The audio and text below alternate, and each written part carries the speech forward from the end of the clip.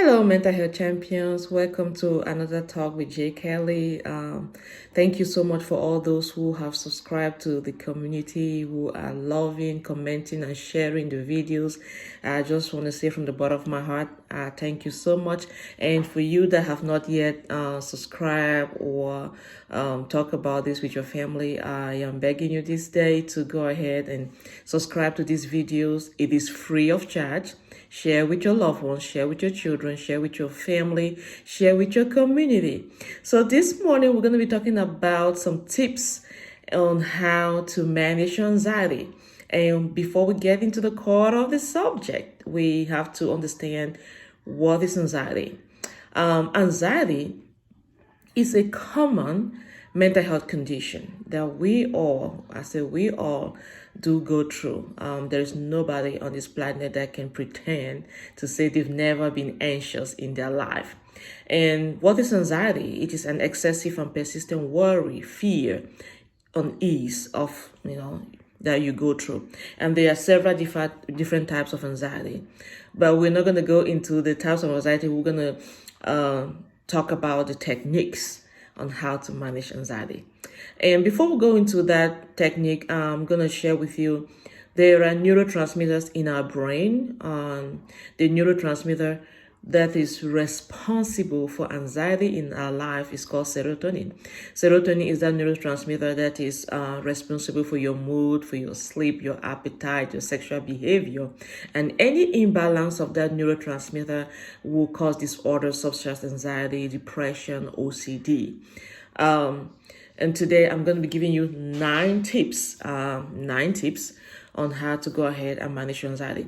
Just to let you know, anxiety can be managed pharmacologically and non-pharmacologically. So today we're going to be talking about the non-pharmacological tips of managing anxiety, and we'll have to spare 9 of them. So the first thing you have to understand is you have to understand, first of all, what is anxiety, how it affects you, and what are the triggers. Everybody is unique and they go through the symptoms differently, uniquely.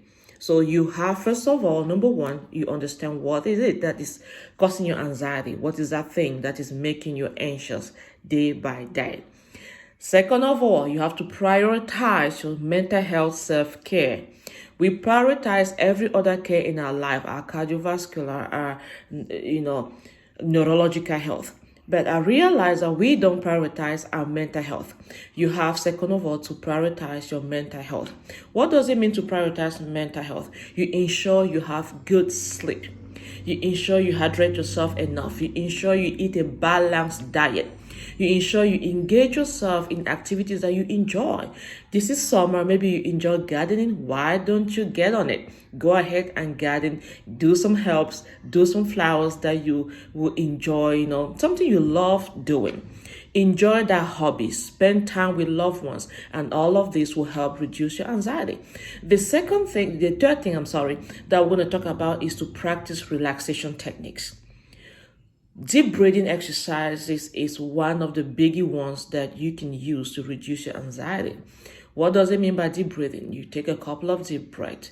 It will help you relax. You have progressive muscle relaxation. Another thing, you can meditate. Meditate on whatever you want to meditate on. That will help calm down your anxiety. And all of these are all mindful tips of reducing our anxiety. Another thing, fourth of all, we will talk about exercise. You have regular exercise. I'm not saying you should go running a marathon. If you can do that, that's fine with me. But if you can run a marathon, you can still use exercise as a helpful tip of managing your anxiety. What do? Exercise releases chemicals we call endorphins, and these endorphins are natural mood boosters. So when you exercise, let's say you take a 20-minute walk and you release your endorphins, your heart rate goes up a little bit, those endorphins are released and your mood will be stabilized, and you will realize that your stress level, your anxiety level goes down because all those symptoms that you were feeling at that time. That is why we encourage people, when you feel tense and anxious, go ahead and take a walk. Walk in the park, walk into the nature, breathe in and breathe out. Just smell the flowers in your garden and you're going to be all right. Fifth point that I'm going to talk about this morning is to challenge the negative thought in your brain. Yeah, because when anxiety comes in, there's a lot of flooding in your brain. Every negative thing comes to flooding. Your brain is running 2,000 miles an hour with negativity. So how do you challenge these thoughts?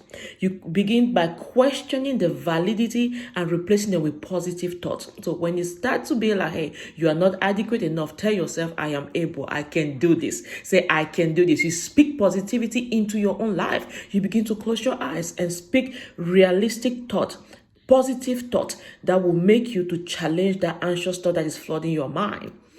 We are moving to our 6th point this morning. Our 6th point this morning, you set realistic goals to yourself. What does it mean setting realistic goals?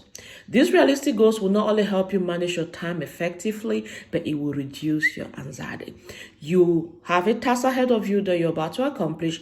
I will recommend you break this into smaller, manageable steps, that you will take it one step at a time, and you prioritize those steps and prioritize also your time management.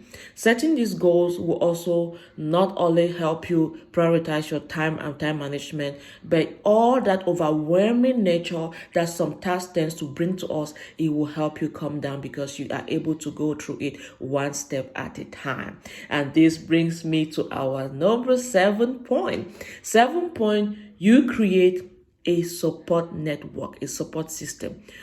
You can have a friend, you can have a family member, it can be your spouse, it can be your child, it can be a friend, it can be your therapist. It can be that therapist to whom you can confide in, a trusted human being. You can confide in, they provide comfort by listening to you. They are that shoulder on which you can cry on. You go to them, you vent. I do that sometimes with my husband. You go to them and you vent out all those things that's building up. And you realize that by the time you're done venting, your mind is calmed down. You feel like you've offloaded a heavy weight on your shoulder. And we're going to our 8th point. Our 8th point, when you are anxious, please limit your caffeine and alcohol intake.